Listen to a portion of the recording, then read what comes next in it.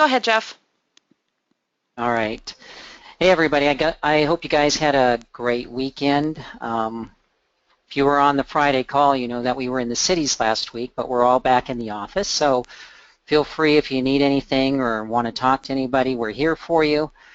Today what I thought I'd do is talk about what we do day in and day out, which is really just talk to people about their retirement and see if there's a better way to do what we do. And so as we kind of go through this call, I'm famous for having technical difficulties on this call, and I'm kind of famous for not really watching the questions. But I'm going to try and do a better job of watching the questions because I really do want everybody's input, or as many people as possible, to give their input in this call as we kind of look at what we do. And Jeff and Jerry are on the call, and at the end they're going to talk and kind of give us some ideas and give their input as well. And to kind of put everybody at ease, these are easy questions, so let's see how we do. So just starting out, would you say that saving for retirement is easy or hard? What would you guys say? Hard? Scary? Yeah, I'm getting a lot of hard, a lot of scary, and so I think we all, hard for most. That's a good point, Gary. Hard for most. It's a difficult thing. I was reading a story in Forbes magazine. It actually came out last year. And it was a story about single moms, generally divorced in particular. And it was talking about how they have to choose between saving for retirement and raising a family. So for them, it's very hard. They kind of profiled a couple women in the article, and one in particular was called Evelyn W. They didn't give her last name. They just referred to as Evelyn W. She said that she had just retired after working for 48 years, and she hadn't saved one red cent because she was single, divorced, and raising a child. Her comment was that she never made enough to pay all the bills, much less put anything away. And they quoted her as saying, "My car, bought used, is now 16 years old. I don't know what I'll do when it breaks down since the great state of Texas has now seen fit to tax auto repairs." So she's kind of in a bind.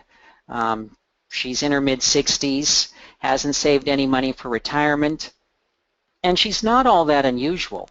A couple of statistics, these come from the Federal Reserve in a study that they did last year. They said that 45% of all Americans have saved exactly zero toward retirement. So Evelyn W. is not alone. In fact, almost half the country has nothing saved for retirement. Now, when the Fed looks at people who are close to retirement, and they define close to retirement as being age 55 to 64, so getting to that place where they're about to retire, it's not quite so bad. It's really 20%, or 1 in 5 people who have zero money saved, and they don't have a pension. So imagine being 60, 62, 64 years old, having no pension, and having nothing saved for retirement. It's not all that uncommon. Half the country is in that predicament, and if you're 55 to 64, 20% of the people, or 1 in 5, are in that predicament. And even those that have saved, you guys are out there, you see all the articles. Do you think they're saving a lot or a little? What would you say? A lot or a little towards, yeah, not enough. A little, a little. I'm getting a lot of a littles. That's right. We all see the numbers. It's staggering the number of people who have less than $100,000 saved for retirement. And when you talk to financial planners or you read the financial planning magazines that are out there, their suggestion is if you're under 40, save 10% of your income toward retirement. Now, if you're over 40, even if you've been saving up to that point, if you're over 40, once you turn 40, they recommend that you save 20% of your income. And that's tough. I mean, I don't know a lot of people who can do that. And so that's the situation that we find ourselves in today. And would you say the future is brighter or maybe a little bit grim? I mean, what's happened to pensions? Where are pensions today? Are we seeing a lot of grim? gone, going away. Pensions are going away. Most of them are gone. There are still a few companies that have them, but even the companies that have them, we read all the time that they're actually underfunded. So you probably don't have a pension, or you've got a pension that's very underfunded and may not be there when it's time for you to retire, at least not through your entire retirement. And the savings rates, it's gotten better, but it's still pretty bad. People in this country don't do a whole lot of saving. And the Social Security Trust Fund, we all know that that's shrinking and going down, and Congress always debates what we're going to do about that. Healthcare costs, those are huge too. So the future isn't really all that bright. We have a lot of people that haven't saved, they don't have pensions, and even those that do have pensions that are underfunded. Social Security is going away, or is probably going to be modified to the point where you're going to have to work longer and get less, and healthcare costs are doing nothing but skyrocketing. And so when you think about it, our clients, the people that we see, we don't see that a lot when we, well, I suppose we do, because I hear you guys talk a lot about people who don't have money, but the reality is the people that we work with, and the majority of people that we see, they're the lucky ones. They're the ones that won the retirement lottery. So think about this for a second. What's full retirement age these days? What's full retirement age? 67. Yeah, I'm seeing a lot of 67, 66, or 67. So let's just say for the time being that it's 66, because that's what it is right now. For us, it's 67. For most of our clients who are coming in, it's 66. So imagine there's a 66-year-old who's getting ready to retire. So a 66-year-old would have been born when? Any ideas? Quick math, 115 minus 66. It's 2015. Yep, 1949. That's exactly right, Dale. Yep, 1949. They would have been born in 1949. So imagine that they get out of high school, and we're probably not saving any money in our 20s. It's probably not until our mid-30s, early 40s that we're really starting to put money away toward retirement, because up to that point, you know, we're just starting out, we've got kids, we might be putting kids through college, but just for argument's sake, let's say it's not 40s that you really start putting money away for retirement. Let's say it's your mid-30s.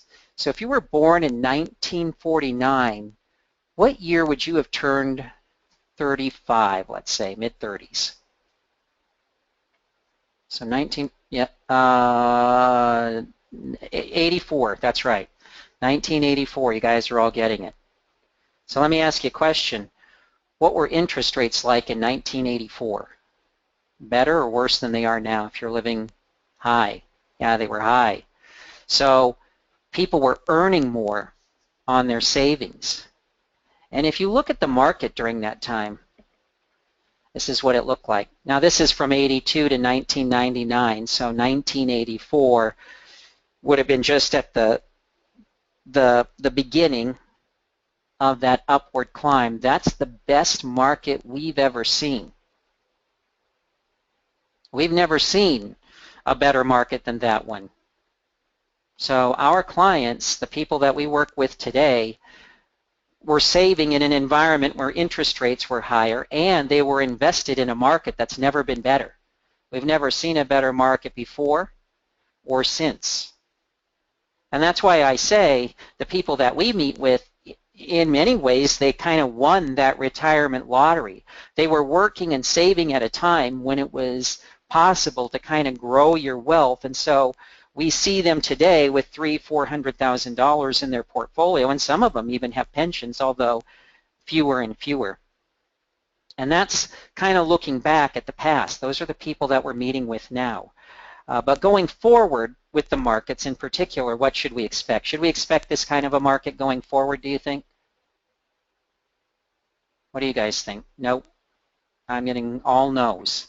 Not that it can't happen, but the likelihood of it happening is kind of slim. I mean, the markets are a lot more volatile than they ever used to be, and so here's the markets from that point forward through 2014. And we can see been a lot of ups and downs. We had that 11-year period where people earned less than 1% over the entire 11 years. And we've had a nice run up lately, but certainly there's a lot more volatility than there ever used to be. And interest rates, they're not high anymore. They're low. And so going forward, people may not be as lucky. So we're really working with lucky people. We're working with people who in many ways have climbed what I call that retirement mountain. They've already made it up the mountain. And so I always think that as advisors, kind of like doctors, our first responsibility is to do no harm, to make sure that they keep what they have.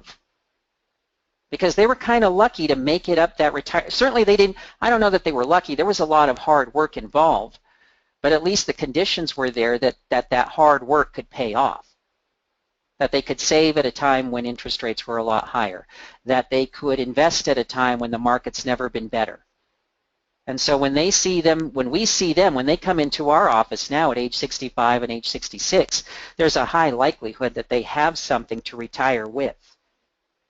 And so we want to make sure that they at least keep what they have, which means, and we've talked about this a lot of times, how much growth do they really absolutely positively need? I'll be interested to see what the answers are here. What do we have to at least 3 to 4% inflation? Yep, enough to beat inflation. I'm getting a lot of answers like that. We have to grow their money enough to stay ahead of inflation. And that'll at least give them the lifestyle that they already have. And that's really what we should be shooting for, and maybe not a whole lot more. But today what I want to take a look at, because we know what came before. We can look back and see the past. Today what I want to kind of take a look at is what comes after. What comes after you've made it to the top and you come into a financial advisor's office and say, you know what, here I am, I made it to the top of the mountain. I've got my portfolio here of $500,000-$600,000. I've got a great lifestyle. I've got my Social Security. What comes now? So there's a movie coming out. I'm not sure if it's come out or if it's not come out. It's coming out. It's called Everest. Have you guys heard of it? Yep, a lot of people have heard about this movie. Any idea what it's about? I know it hasn't come out yet, but any idea what it's about? Somebody says it's about an avalanche, catastrophe. Yeah, getting off the mountain in a bad storm. Yeah, it's really about an expedition up Everest that went really wrong in 1996. So it happened quite a while back, but it's actually something that's in a lot of people's minds. It's something that's been talked about and written about because it was such a tragedy. There was a book that came out in 1997 called Into Thin Air. Yep, Gary, it's a great book. Gary's read it, called Into Thin Air. Now the movie Everest isn't based on the book Into Thin Air, but Into Thin Air is another account of that exact same tragedy as people were going up Everest in 1996. So if I were to ask you a question, what's the goal of every mountain climber? What's a mountain climber's goal? What would you tell me? Yep, reach the pinnacle, make it to the top, the peak, get to the top and live. That's exactly right. That's what most people would say. I've got a couple good answers, though. A couple people know the answer, which is the goal. If you ask a professional mountain climber what his goal is, what he would tell you is, my goal is to get to the top and get back down safely. And if you ever go see that movie Everest or you read that book Into Thin Air, what you'll hear is that it was about an expedition that ran into some problems, some things they didn't plan for on the way down the mountain. And every professional mountain climber knows that most accidents in mountain climbing happen on the way down. And it's true in retirement as well. Why do you think most accidents happen on the way down? What would you say? Poor planning? That's exactly right, Kevin. It's just a lack. The goal was already reached. That's right. That's right. You let down your guard. They're elated at having made it to the top. They've taken their eye off the ball. All of those are the right answer. I mean, we do so much planning to get to a place where we can retire that we forget sometimes that it takes an equal amount of planning to get back down the retirement mountain, to get down to a place where we keep our lifestyle, where we don't have to worry about things. And so when you think about it, the biggest risks, there are a lot of risks to making it down. There are a lot of risks to making it down. There was an article that I read that said there are actually 11. And I know Mike did a call a couple of weeks ago where we talked about some of them, but I just want to talk about 2 today. And they're probably what many people would consider to be the biggest or the 2 biggest risks to getting down the mountain in retirement. They are the markets and longevity. Now, longevity, that's kind of self-explanatory. That's living longer than your money. That's living a long time and outliving your money. We're actually going to focus on that today, and we're going to spend some time kind of really delving into that and really kind of unpacking that a little bit. But I want to talk first about the markets, because in some ways the markets can be counterintuitive, or the markets as a risk can seem a little bit counterintuitive, because we're often told that we have to have money in the market to keep us from running out. I mean, if we're going to live a long time, we can't just put everything in a savings account. And we can't just be putting it in low interest bearing accounts. We have to have some growth so that we'll be able to, if we do live a long time, we'll have some money to tap into.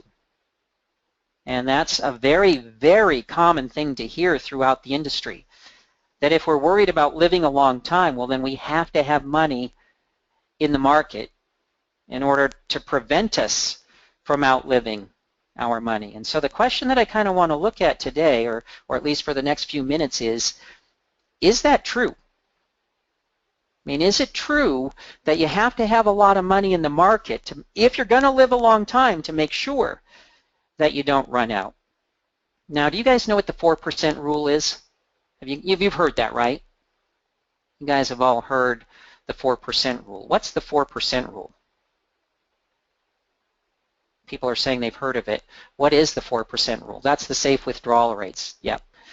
That's the rate at which you can withdraw money and adjust it for inflation going forward, and not worry about running out of money.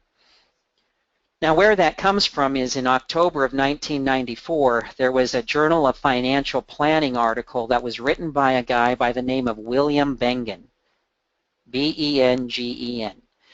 He's actually the father of the 4% rule, and sometimes that 4% rule is actually called the Bengen rule.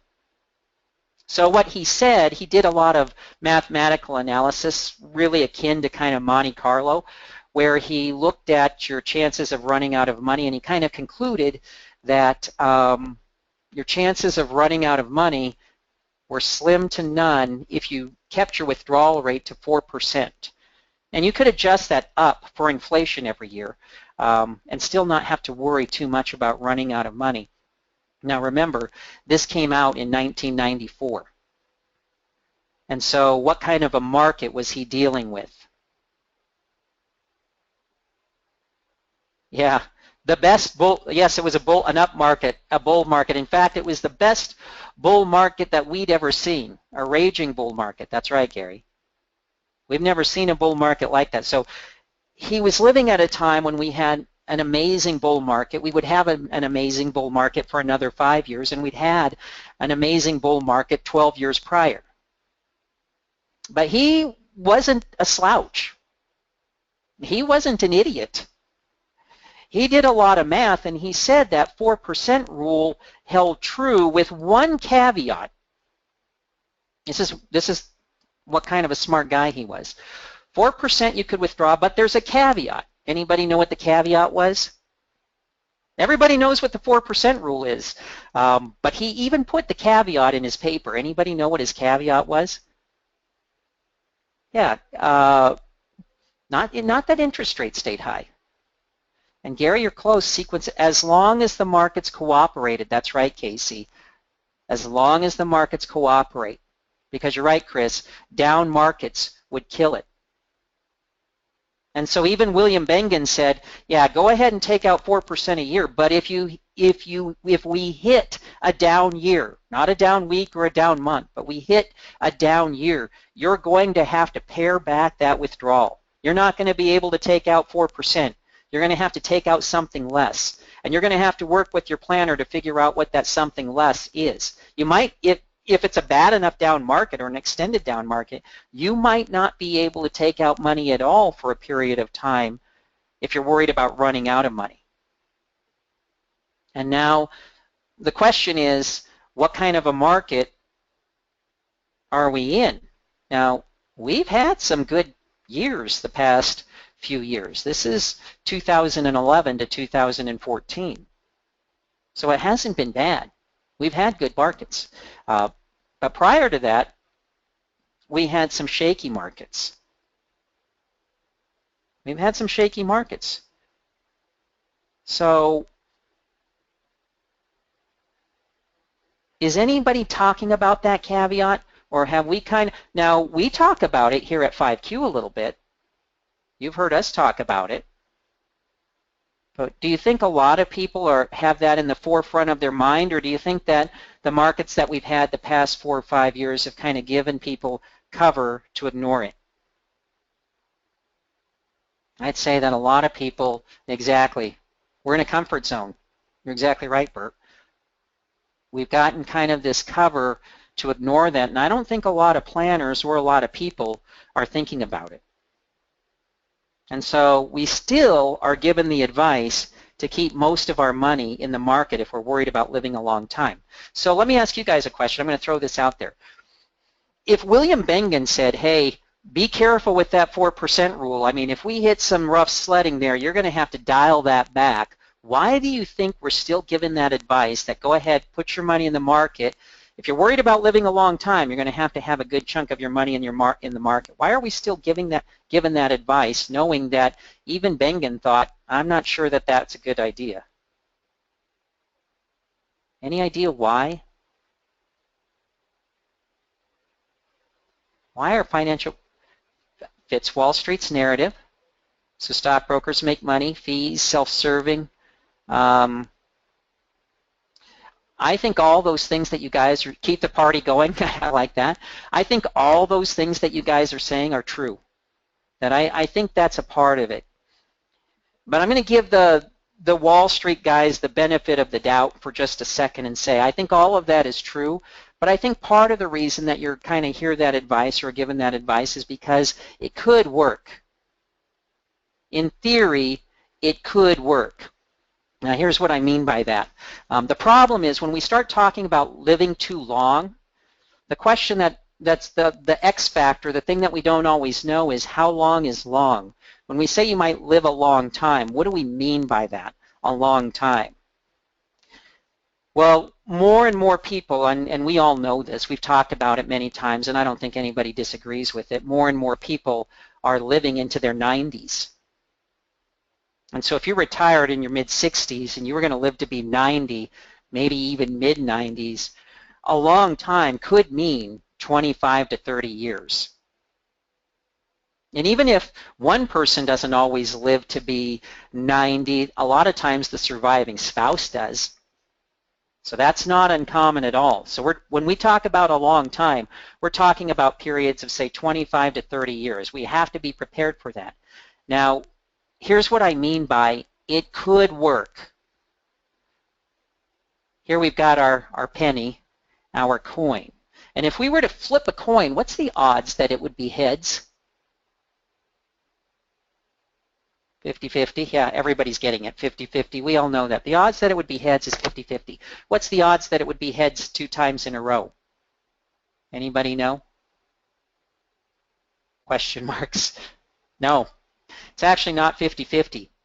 That's kind of a strange thing about math. Yes, it's true that the next flip, that the odds that it could be heads is 50-50, but the odds that it could be heads 2 times in a row is actually like 25%. The odds that it would be heads 3 times in a row is like 12.5%. The odds that it would be heads 2 times in a row is like 6.25%. So the longer we go out, the lower the odds that it will be heads over and over and over and over and over. But here's the thing, it's possible. It's absolutely possible to get 30 heads or 25 heads in a row, because that's kind of what you would need if you were going to be retired 25 to 30 years. If you had 25 to 30 good markets in a row, 25, 30 heads in a row, you wouldn't have a problem. But in reality, while it's possible to get 30 heads in a row, here's actually what that looks like.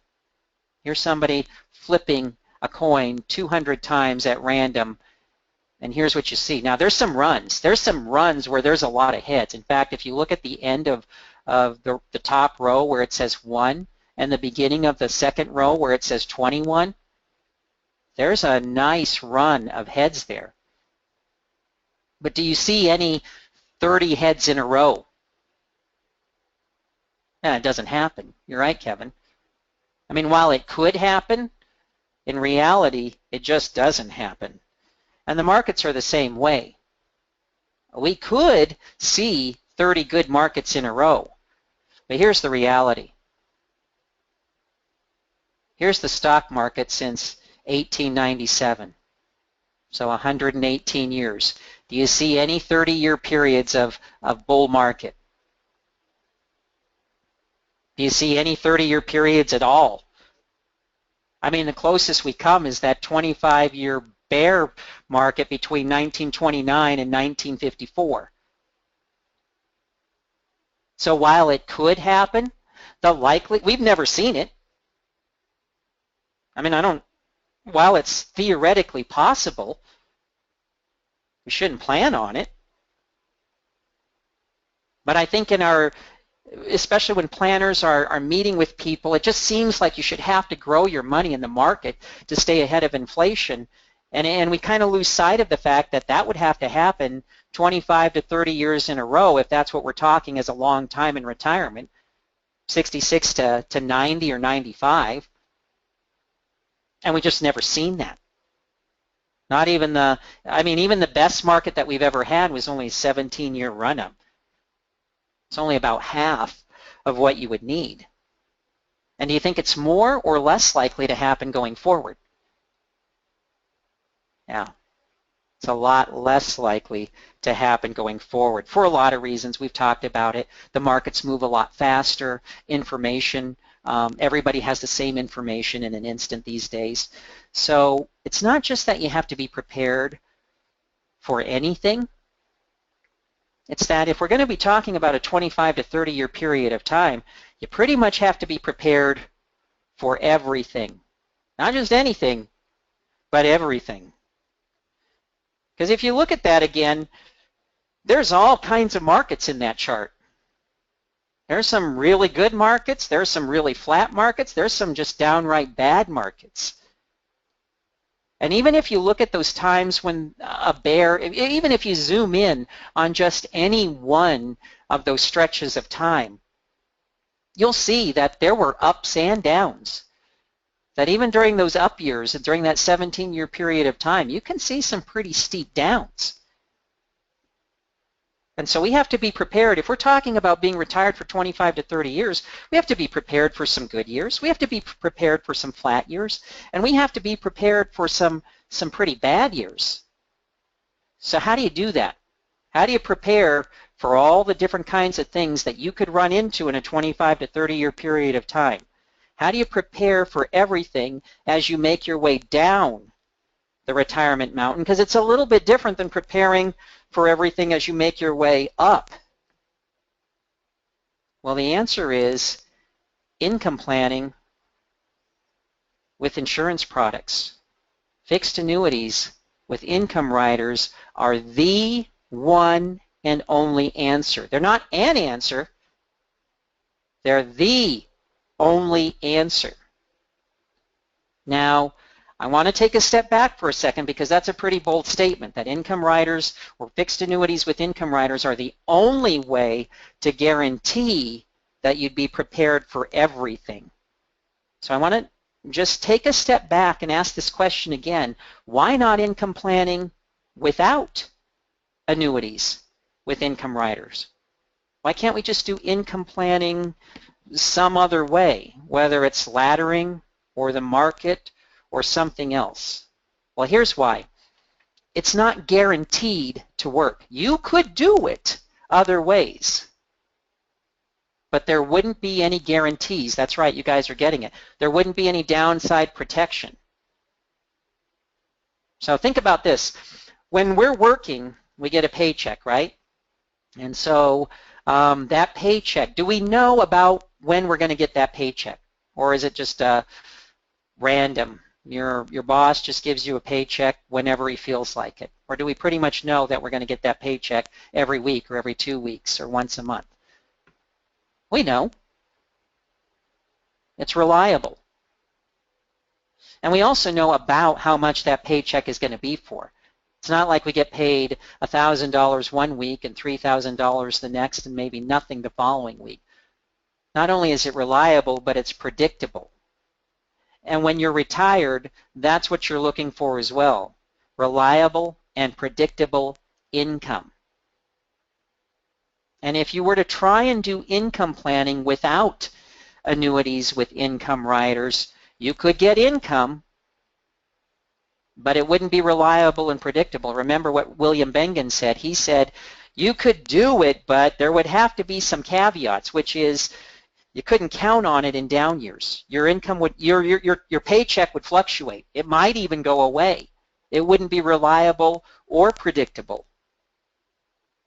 And the one thing we're guaranteed if we're going to be retired for 25 or 30 years is we're going to run into some down years, or we're going to run into some flat years. Absolutely, there will probably be more good years than bad years, but there will be some bad years. And if you want your income in retirement to be like your income when you were working, reliable and predictable, then you can't guarantee that if you're going to do income planning any other way. The one thing we know about the insurance contracts is that they're the only things that are literally guaranteed to give us reliable and predictable income. You can count on it. Now let me ask you a question. What if a mountain climber or somebody who was thinking about going up Everest said, you know what, I see the value of these ropes and these clips and all that equipment, but I'm not sure I want to mess with all that. What else is there? What would the guide tell him? Yeah, I mean, yeah, the ropes and clips and all that stuff is great. It just, yeah, I don't know if it's for me. Yeah, that's right, Gary. He'd say, you're nuts. Don't go. I mean, if you don't want to do it, don't do it, but there is nothing else. There are no alternatives. So what if someone said, well, you know, I like the idea of these annuities with the income riders, but what else is there if we decide not to go that route? There's nothing else. If you decide not to go that route, there's nothing else. I mean, there are other things that might work, but if you won the retirement lottery, if you made it up the retirement mountain, do you want something that might work, or do you want something that is guaranteed to work? I mean, it's up to you. But you made it all the way up. If you want to be sure to make it all the way down and not roll the dice, this is what you have to do. There is nothing else that will guarantee it. See, the tragedy of the movie Everest and the book Into Thin Air is that everybody made it up the mountain. Everybody made it up. Not everybody made it down. And our job is to make sure that people make it down. There's a story in Time magazine about retirement where they talk about this guy. They talk about a number of people, but one of the guys they talk about is a guy by the name of Robert Shively, and he jokes that he spends his days at the golf course. He's 68 years old, and he's the cart mechanic at Niagara Falls Country Club. And 25 years ago, he worked for a company called Occidental Petroleum. And like a lot of companies, OxyPete, as it was known to the employees, eliminated their pension, and they switched to a 401k type savings plan. And so instead of getting a guaranteed pension check of $1,300 a month, he gets $225 a month, which is the prorated amount for the time that he did have the pension. Now he has his Social Security and he still has $70,000 left in his 401k, but he knows that's not enough. And so every day he gets up at 5 a.m. to go to the golf course, and he says he mostly enjoys the job. But on tournament mornings, he has to be at the course, he has to be there at 4 in the morning. And a few years ago, the country club switched from gas carts to electric carts. And those electric carts have 4 85-pound batteries in them each. And every year at the end of the golf season, Shively and another worker have to lift out all the batteries and store them for the winter. And his quote is, "Your body aches all over." And I'm pretty sure this isn't what he had planned when he thought about retirement. I don't think he thought this is what it was going to be like. And so guys, it's our job to make sure that none of our clients have to experience that. It's our job to make sure that everyone that makes it up the mountain makes it back down. And the only way to promise and guarantee that is with annuities with income riders.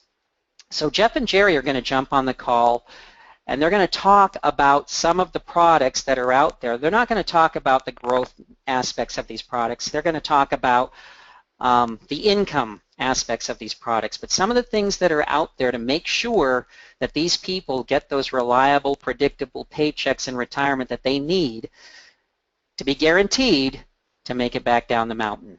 So, are you guys there? Thanks, Jeff. Sure. Can you hear me? Yep, we sure can. Perfect. Good job, Jeff.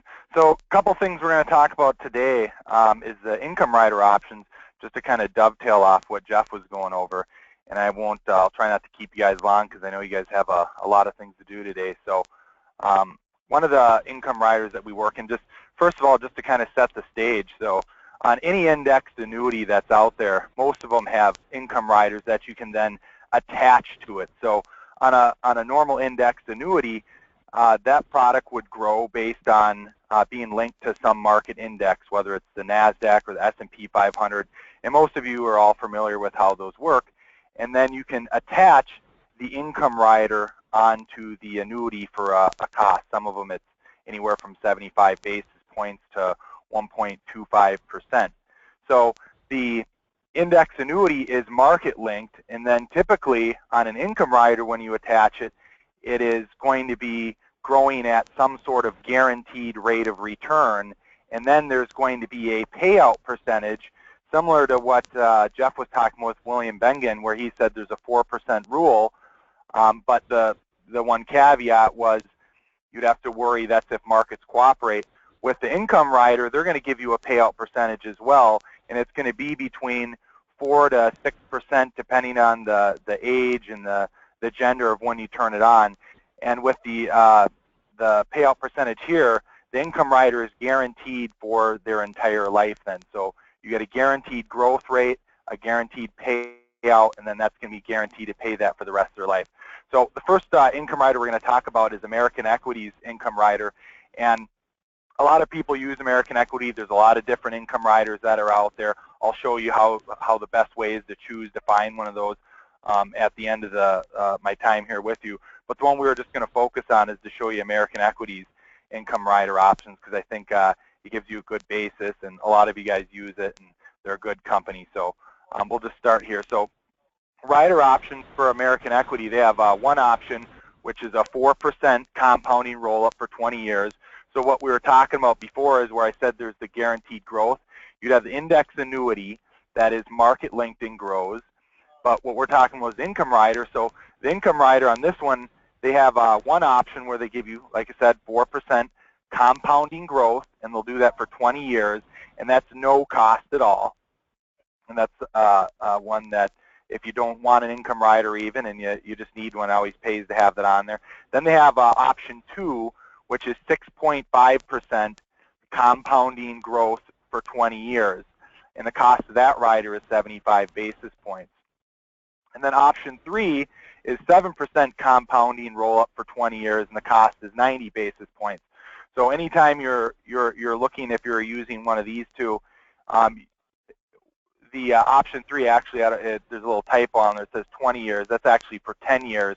My point was, when choosing between the 6.5 roll-up and the 7% roll-up on it, you're really looking at a breaking point at about year 11. And it comes down to planning of when you think the client may want to decide to start taking income. You know, if you thought it was going to be year 12 or later, you'd probably go with the 6.5. If you thought there was a high likelihood it was going to be earlier in that, you would go with the 7. But those are some of the different options. And then they do have an option 4, which is 4% compounding roll-up for 20 years, and they give you a enhanced death benefit on that as well. Enhanced death benefit meaning the income account is actually passed on at death. But that's not really what I get into today. So if any questions about any of these details, feel free to give Jeff or myself a call. And then, like I talked about before, there's payout factors as well. So you have your guaranteed growth amount that we just talked about, the 6.5 or the 7% or the 4%. And then there's a payout factor that's tied to it. So as you can see, not all carriers work this way, but some of them do, where there's it's gender-based and age-based. All of them are age-based payout, no matter what carrier you go with. But then some carriers have gender-based. So you can see with American Equity here, for a single age 50 female, it's 3.1%, and with a male, it's 3.4%. Typically, we don't have a lot of people starting to take a lifetime income at age 50 because of the rule of 59.5, but just to kind of illustrate what this looks like here, you can see a male payout is going to be higher than a female because of life expectancy. And then once we get to more retirement age with American Equity, you can see over here at age 65, we're looking at 4.5 to 5%, depending on if it's a male or female. And then if you use joint income, you get a little bit of a deduction there as well. And then one important factor to keep in mind, and I'll be able to illustrate it in a little bit here, is that every year when they buy this, each year that they defer and don't take income, this payout percentage goes up by 10 basis points. So if you get it at age 65, they don't turn it on until age 66. If you're a female, you go from 4.6 to 4.7 payout. So this is a little bit of how a roll-up looks like and what the income would look like for someone if you're a 60-year-old male and you're using the 6.5% guaranteed roll-up for 20 years. And this is using a product from American Equity called the Bonus Gold, where they give you a 7% bonus as well. So you can see in the first year here, the age 60, you get $107,000. That's because of the bonus there. And then on this particular product, you have to wait at least 1 year to get the lifetime income. So you can see here's the income account value right here. We're at $107,000, and then it's growing by 6.5% compounding each and every year. And then the payout percentage is going up by 10 basis points as well. So if they bought it at age 60 and then they decided they wanted income at age 65, the income account would have grown to $146,000 guaranteed. And then their guaranteed lifetime payout, which would be 4.9%, which is well above William Bengen's rule, would be $7,183 a year guaranteed. I'm going to keep moving along here. Keep in mind, anyone who wants to get into specifics or has any detailed questions can always ask Jeff or I after the call. Hey, let me jump in here for just a second, Jerry. Yeah, go ahead. Guys, so this is all guaranteed. Why not a variable annuity? Why a fixed annuity with an income rider? Why not a variable annuity with a lifetime income rider? Any ideas? Because that's an insurance product, and it has too expensive. It's very expensive. It's always going to be more expensive, and it's not guaranteed. Here's really what it comes down to. Tony, these are all good answers. Principal at risk, too expensive. A variable annuity is always going to be more expensive. The income rider is always going to be more expensive than a fixed annuity. Why? Because of what they're guaranteeing. See, when you think about it, what insurance is all about is pooling risk. And so when you buy car insurance, when you buy auto insurance, the insurance company is making a bet that we're not all going to have an accident at the same time. That somebody's going to have an accident, but those of us who didn't have accidents are going to help pay for the person who did have an accident.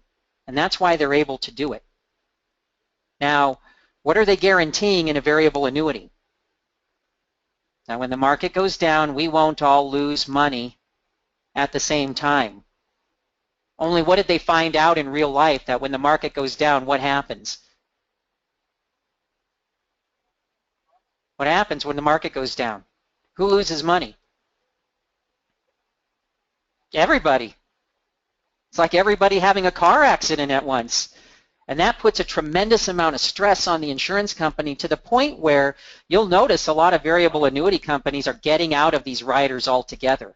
Because what they learned is we can't afford to insure people against a market accident, because when the market has an accident, we all have an accident. It's actuarially unsound. Well, why can the fixed annuity companies do it then? So we know why the variable annuities companies can't do it. Why don't the fixed annuities have the same problem? Because you can't lose money in a fixed annuity. So do they have to worry that people are going to lose money when the markets go down? Yeah, you're right, Tony. They're not betting on the same way. What are they betting on? That not everybody will live to be 110. Because if everybody lives to be 110, then the fixed annuity companies are in a bind too. But how confident are they that some people are going to live to be 110? But is everybody going to live to be 110? And how confident are we that not everybody's going to live to be 110? Very. They're actuarially sound. And so that's why the fixed annuity companies can do it and the variable annuity companies can't. And the variable annuity companies are realizing it and getting out of this market. They realize, you know what, we can't do that. Everybody, when there's a meltdown in the market, everybody that has a variable annuity in the market melts down too. We're on the hook for all of this. We're not spreading any risk. It's actuarially unsound. Can't do it. Thanks, Jerry. Thanks, Jeff. No, those are all great points. Another thing too on the income riders with the fixed index annuity too as well. As to using a SPIA or something like that, where a SPIA you would be giving up your asset in order to have that pension type income. On the index annuity with the income rider, you are not giving up that original principal. So if should you pass away down the road, and any money that's left over in the accumulation value, that does pass on to your heirs. So on this is the 7% guaranteed roll-up, and the payout percentages work a little bit of the same. It's just when choosing a 6.5 over 7, it's more just planning on your side, but there are options available, and Jeff and I can help you with that at that time. And then on this one, just one little nugget that's on there too. Long-term care can be a problem for people too, where maybe they have done income planning and then all of a sudden they find out they need more income down the road. American Equity has what's called a well-being benefit, where I pointed out earlier the cost of the income rider was 75 basis points, 90, depending on the one that you choose. They have this well-being rider that's available in most states for an extra 10 basis points. And what that well-being rider does is it the benefit that you currently have, if it's let's say, I'll actually go back to the illustration quickly here. We could look here, year 3. If you took your income and you're getting $5,635, if you're a single male, they would double your income amount for up to 5 years or until your accumulation value reaches 0. And then after those 5 years, then your income payment would go back to the amount that it was prior to using that well-being benefit. So that's kind of a nice feature that in case that you were to run into a well-being benefit, a lot of times you're under more financial stress and they give you some ease by doubling your payment. And so for singles, they give you 200%, and on joint, it's 150%. So it's not quite double if it's a joint income scenario. So in order to get that well-being benefit, the rider must be in force. There's a waiting period of 2 years from the time of when you purchased it. You have to at least be 50 years old. The current contract value has to be greater than 0. And in order to trigger it, then you have to be, well, prior to the rider, you have to be able to perform all of the activities of daily living. And then in order to turn on the doubler, you can't perform 2 of 6 ADLs is what happens. And then, like you said, it lasts 5 years or until the accumulation value reaches 0. So single and joint life payouts, you can choose to do single or joint life payouts at the time of deciding to turn on income. You don't have to have that figured out right away. And then it's based on gender and age at the time of election. So we'll just kind of keep moving on here. Excess withdrawals is what I wanted to touch on real quickly too. So if you ever take an excess withdrawal from the annuity and you're taking income from your indexed annuity, it's going to reduce your future payments on a pro rata basis. So to give you an example here, if I have a $5,000 annual payment and I want to take a additional 5% out of my indexed annuity, it would shrink my future payment by 5%. So it would go from $5,000 to $4,750. So it shrinks your future payments pro rata. So there is extra income available should an emergency come up. One other thing I wanted to touch on too, so American Equity, you have a 1-year waiting period in order to turn on their income rider. And it's all about planning, so there are products out there if you want to use an index annuity and you want to start income immediately, but you don't want to go with the SPIA because you want to still have control of that asset. Another product you can go with, and there's plenty of them out there. Keep in mind, anytime you're doing any planning and trying to find the right product, there's a lot of good ones out there, but we have ways to find the product that fits the specific need at that time. So Forethought has a product called the 150, issue ages 55 to 80. Here are the minimum and maximum premiums, 10% free withdrawals after the first year. Income can begin right away on this product. This is why I wanted to bring it up, because it is an income rider. You just elect the income right away at the time of taking the application. It'll start within 30 days. The rider costs 95 basis points. And here are some of the reasons why this one works well immediately. This product, they give you a 20% bonus day one instantly to the income value, which gives it a boost. So typically, depending on the person's age and the gender, most of the time this one's right there in the top 3, and it's an A-rated carrier. And then year 3 and year 5, they give you an additional 15% income boost or roll up to those income benefit. And then I would always say look at planning it with Jeff Ryan. I could show you how to do that. But if someone did want to use this product and wait even longer, they have a little bonus at the end of the 9th year. They give you an additional 50% bonus on any index credits at that time. So this is guaranteed income. So this is just to show you guys a little bit of how it looks. Age 60-year-old male. Like I said, you put 100 grand in here. They instantly give you a 20% bonus. So now you're at $120,000, and then they give you a 4% payout, which is $4,800 guaranteed for the rest of your life. And then you can see year 3, they give you the additional 15%, and then year 5, they give you another for a total of $660. So when it comes to planning, it all, depending on the product you use, kind of depends on the idea of the plan that you want to go with. And then again, in deferral, as you're waiting to turn on income, that payout percentage, as you can see, goes up by 10 basis points each and every year.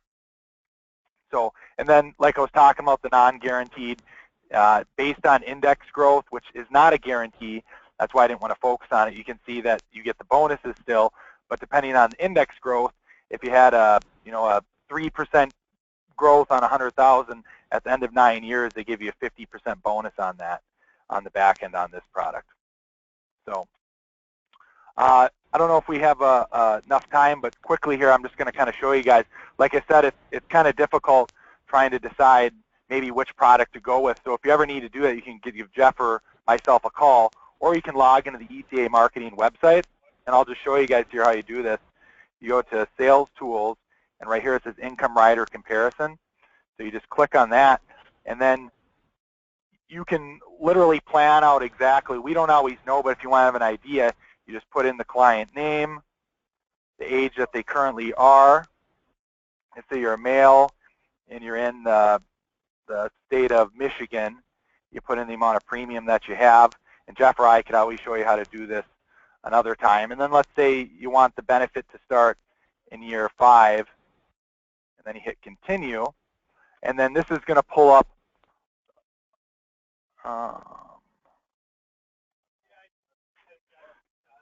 well, there's a little technical difficulty here, but this is where you go to find out exactly which product would be the best fit. Jeff and I use this software on a daily basis to help find stuff where we're more than happy to do these for you or help you in the future. And then just a couple quick housekeeping notes before we call it quits here. Anytime anyone's going to write an index annuity or an income rider, make sure you do your product training prior to taking those applications. And then also, for those of you who like to hold on to applications because you may write a particular product a lot, just so that you don't get caught up, and there's the carriers are always changing their forms and disclosure forms. I always recommend, if you do like to hold on to forms, at the first of every month, request new forms from us so we can get those out to you so we don't run into any issues. Other than that, that's all I have for the day. Jeff? Hey guys, thank you very much. Go ahead, Jeff. Oh, I'm sorry. Freebird. Yeah, here's what I would, guys, there's lots of tools out there, whether you need income now or income later, and ECA and Jerry and Jeff at ECA and the website can help you find those things. But what I really want you to really remember about this is that our clients were the lucky ones. And let's not mess that up for them. Let's make sure that everybody that comes to us, because we don't see people who don't make, we don't see people at the bottom of the mountain. They don't get into our office. We see people at the top. Let's make sure we're doing what we can to make sure they get back down. And let's not just tell them we're going to try when there are tools out there that will make sure that they're able to keep what they've got and make it back down safely without having to worry. Give them that reliable, predictable income. If you don't know how to do that, or you want more information on how to do that, call Jeff, call Jerry. They'll show you how to use the website. That way you can do it on the weekends too. And we'll be talking about this more, but let's remember who we're working with, and let's remember that our first responsibility is to do no harm. Let's be good guides and help the people that made it up make it back down. Again, we're back in the office. If you guys have questions about any of this, we love talking about it, whether you want to talk to me, Mike, Missy, Jeff, Jerry at ECA. We love talking about this kind of stuff, so feel free to give us a call, and we'll be talking to you guys soon. With that, I will let you guys go. Thanks, guys.